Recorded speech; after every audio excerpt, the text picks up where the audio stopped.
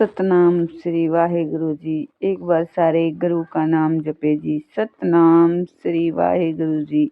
सतनाम श्री वाहेगुरु जी। वाहेगुरु जी का नाम जपने से सारे दुख कष्ट सारे दूर हो जाते हैं। जहाँ जहाँ गुरु साहिब जाते थे वहाँ वहाँ के वे लोगों के मनों पर असर डाल जाते थे। सब जगह परमात्मा के घर गुरुद्वारे धर्मशालाएं बनाई जाती थी। गुरु साहिबान ने स्वयं कई स्थानों पर हरि भजन के लिए मंदिर या धर्म स्थान कमाए किए। इनमें से सबसे प्रसिद्ध है श्री अमृतसर का दरबार साहिब, जिसको गोल्डन टेम्पल कहा जाता है या सुनहरी मंदिर कहा जाता है। इस मंदिर के चारों तरफ दरवाजे हैं। यह तथ्य जगत को एक नए आदर्श की दुहाई देता है। इस सच्चाई को कि यह स्थान उस एक की पूजा के लिए है जो किसी खास दिशा या स्थान के साथ विशेष प्रेम करने वाला पक्षपाती नहीं, जिसका निवास सारी विशाल कुदरत या ब्रह्मांड में है, जो अनंत तथा अपार होता है, हुआ भी अपने रचे जीवों में निमिन से निमिन के दिल में भी बसता है। यह धर्म स्थान प्रत्येक मानव मात्र के लिए खुला है। इस हरि या परमात्मा के मंदिर में जो भी इंसान चाहे तथा जिस भी दरवाजे से जाना चाहे हर समय जा सकता है। जैसे परमात्मा के सामने सब आदमी बराबर हैं, वैसे ही इन हरि मंदिरों में सब आदमी बराबर होते हैं। नीच ऊंच आदि यहाँ कोई भी भेदभाव नहीं। इनमें सब प्रवेश करते हैं तथा प्यारे तथा श्रद्धालु पुत्र बनकर अपने सब के साझे पिता की पूजा करते हैं। कोई भी यह विचार नहीं करता, इन विचारों से नहीं पड़ता कि उसके साथ आए परमात्मा के अन्य भगत किस जाति बिरादरी के हैं। मनुष्य सोना बन जाता है। जो नीच होते हैं वे ऊंचे हो जाते हैं। शुद्धर लोग संत तथा मानव जाति के ज्ञानदाता बन जाते हैं। इस तरह से सिख गुरु साहिब द्वारा कायम किए पवित्र सरोवर हरि के मंदिर सिखों में से जाति बिरादरी नस्ल तथा मत आदि के भ्रम भेद दूर करते आए हैं। ऊंच घराने में जन्म लेने का अहंकार करने वाले के लिए ये सरोवर तथा हरि मंदिर सदा कायम रहने वाली चुनौती है। रब्बी की वाणी का खजाना। रब्बी के इन घरों हर मंदिरों गुरुद्वारों के अंदर सजे होते हैं श्री गुरु ग्रंथ रब्बी साहिब वाणी के खजाने। गुरु नानक देव जी ने लोगों को अपनी बोली में शिक्षा उपदेश देने की जरूरत समझी। उन्होंने देखा कि आम जनता को जो हिंदू समाज की रीढ़ की हड्डी तथा बाहें पैर थे, धर्म ग्रंथ पढ़ने की मनाही थी। इन लोगों को परमात्मा के साथ मेल संबंध का कोई साधन तरीका प्राप्त नहीं था। उच्च जाति के लोगों में भी बहुत सारे ऐसे थे जो ऐसी विद्या के स्वामी नहीं थे जिससे वे इन धर्म ग्रंथों का समझ कर पाठ कर सकते। इसलिए आम जनता आत्मिक खुराक के लिए भूखी मर रही थी। पुरातन ऋषियों की बुद्धिपूर्ण शिक्षाएं तथा विचार उनकी पहुंच से परे थे। ये उनके लिए नहीं थे। दुनियावी काम धंधों तथा शोरगुल में उनकी आत्माएं आंतरिक जीवन के प्रकाश के स्रोत मंद पकड़ चुके थे। उनका बाहों बंद हो गया था।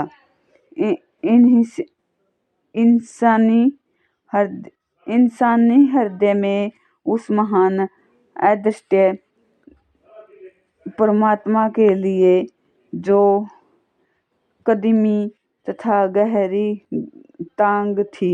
चाह थी, वह समाप्त होती जा रही थी।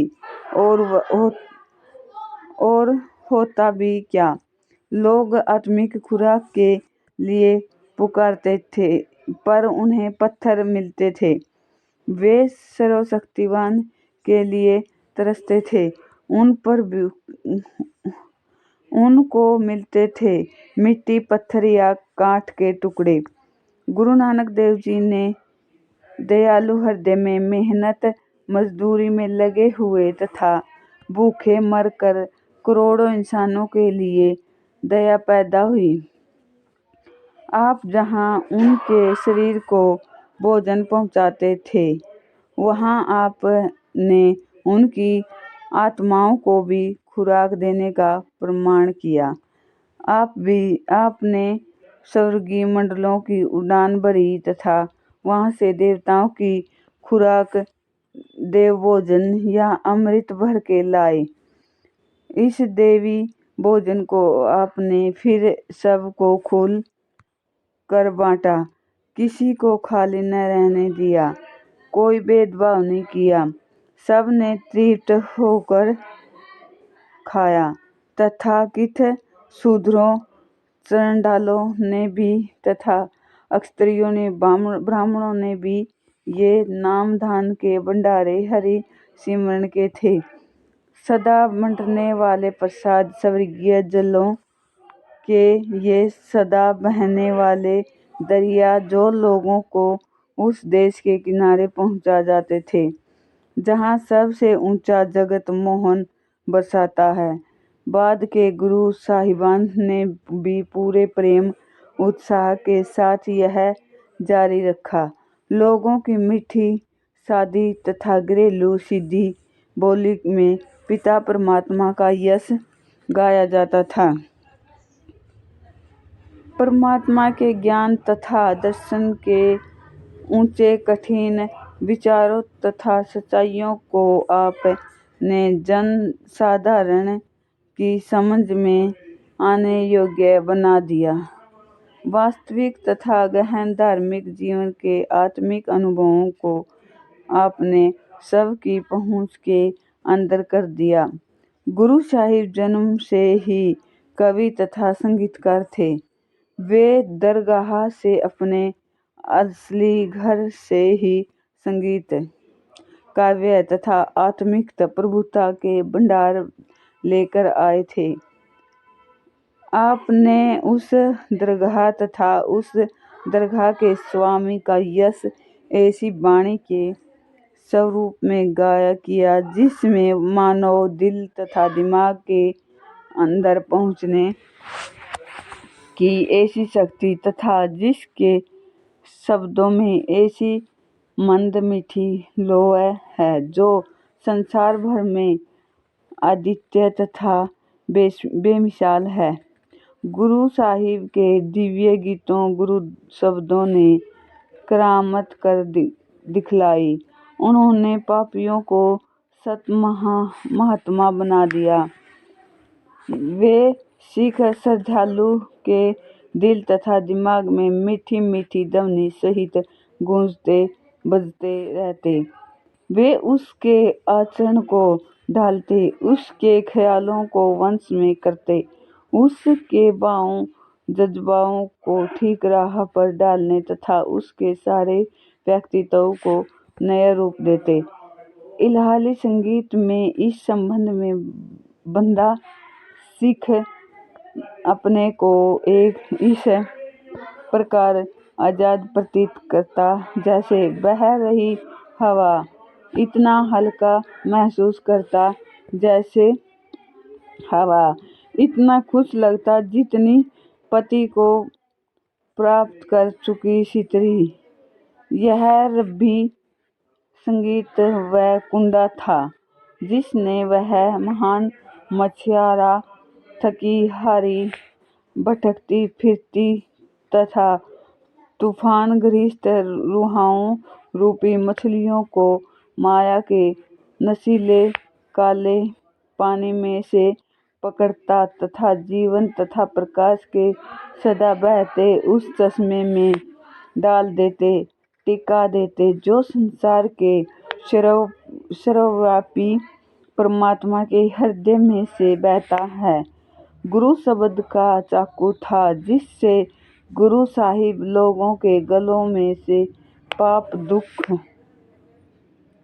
तथा मौत की फांसी की रस्सी काटते थे तथा फिर उनको निराकार प्रभु सर्वशक्तिमान पिता के चरणों के साथ जोड़कर इस बड़े विशाल संसार रूपी शहर की आजादी देते थे। वे परमात्मा के लोग बन जाते थे। सारी धरती जिनका घर होता था तथा सारी मानव जाति जिनका परिवार होता था, उनके लिए अपने बेगाने वैरी मित्र ऊंच नीच सब भेदभाव मिट जाते थे। गुरु नानक देव जी तथा उनके जानशीनों की वाणी समय समय पर मौके अनुसार उनके हृदयों में से स्वयं निकलती थी। जैसे खसम की वाणी आती थी वैसे ही बयान करते थे। वह परमात्मा जो कुछ उनके मुख से कहलवाता वही कुछ भी कहते। उसके हुक्म वश हो जा कर वे रब्बी वाणी रचते तथा गाते। ये पवित्र शब्द सिखों श्रद्धालुओं के दिलो दिमागों में बजते रहते। कई बार वे इन गुटकों में लिख कर सदा अपने हृदय से लगाए रखते। गुरु अर्जन देव ने गुरु साहिबान की रची वाणी एक जगह एकत्र की ताकि गुरु नानक जी देव ने साझे पवित्र भाईचारे को धार्मिक सामाजिक तथा सदाचारक प्रश्नों तथा मसालों के बारे में रहनुमाई करने वाला एक पवित्र ग्रंथ तैयार हो जाए। दूर समीप से सारी हस्तलिखित पोथियां जो मिल सकी इकट्ठी करके गुरु अर्जन देव जी ने सारी गुरुवाणी को क्रम देकर ग्रंथ साहिब में चढ़ाना आरंभ किया। अपने धर्म बुनियादी नियमों की पालना करते हुए गुरु अर्जन देव जी ने प्रसादी भारतीय भक्तों की वाणी भी इकट्ठी की तथा उसे भी ग्रंथ साहिब में चढ़ाया। सब जातियों के भक्तों को इस रब्बी वाणी के महान खजाने में स्थान देकर गुरु जी ने उनको अमर बना दिया।